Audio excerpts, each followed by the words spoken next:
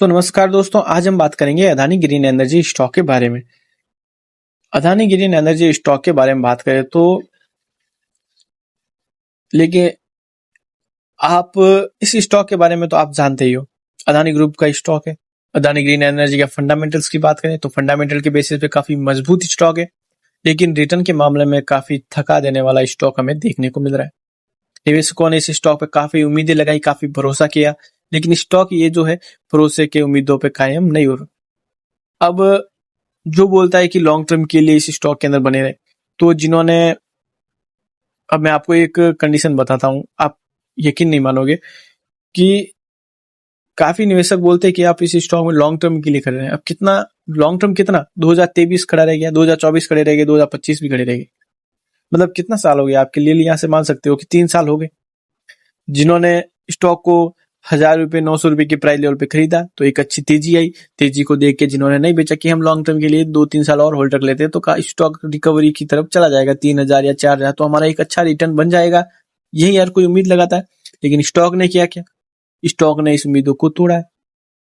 यहाँ पे तो एक अच्छा रिटर्न मिला, यहाँ पे एक अच्छा बीच में चला क्योंकि ये प्रॉफिट दिख रहा था 100%, कभी 80%, कभी 100%, कभी 80%। फिर जाके स्टॉक धीरे धीरे करके वो जो रिटर्न था वो तो चला गया, कुछ नहीं। जो फंड है वो अमाउंट है वो पड़ा है, और जो नए निवेशक है होड़ी के अंदर के 2000 रुपए के प्राइस लेवल पे स्टॉक आ गया। अब यहाँ से स्टॉक रिकवर हो जाएगा। ये ब्रोकरेज हाउस बोल रहा है, वो ब्रोकरेज हाउस बोल रहा है, वो विदेशी कंपनी बोल रही है, वो ये बोल रही है, वो ये बोल रही है, ऐसे करके रिटेलर को फंसा दिया।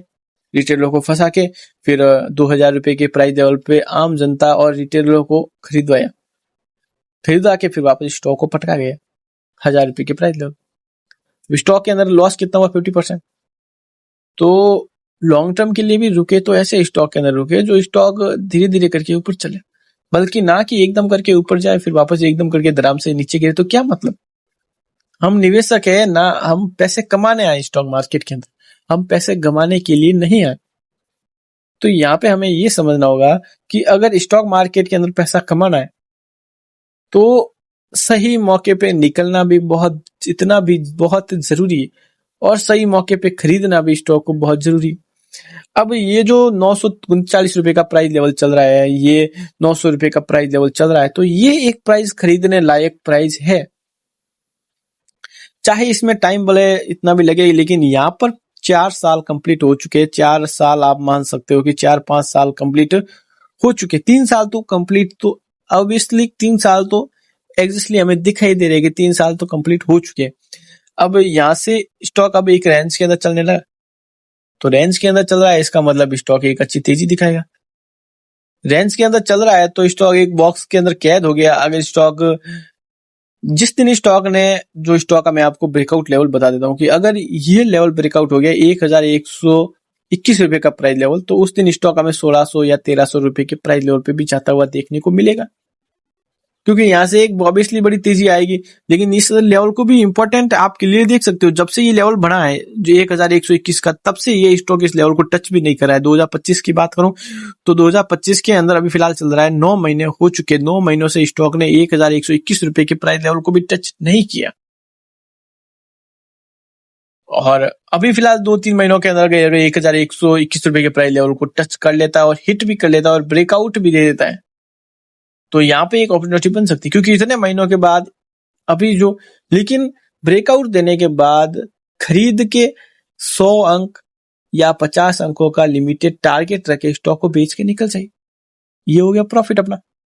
तो ऐसे छोटी छोटी चीजों का ध्यान रखिए और ऐसे छोटे छोटे प्रॉफिट कीजिए। बड़े के प्रॉफिट, अगर आप बड़ा प्रॉफिट चाहते हो तो आप लॉन्ग टर्म में रुकिए।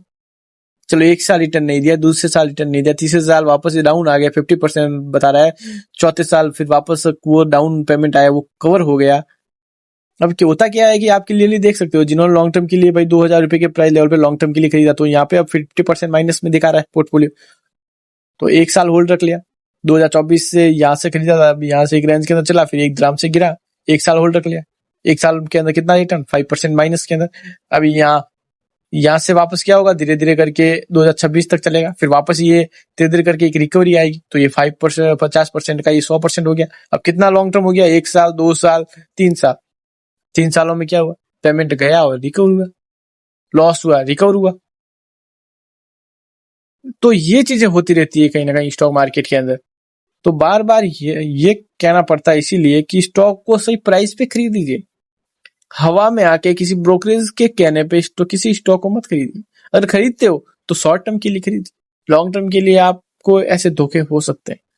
सो ऑल ओवर सतर्क रहिए और एक अच्छे स्टॉक के अंदर निवेश कीजिए, और जो धीरे धीरे स्टॉक चल रहे हैं, अच्छे फंडामेंटल के बेसिस पे चल रहे हैं, उन स्टॉकों के अंदर आप निवेश कीजिए।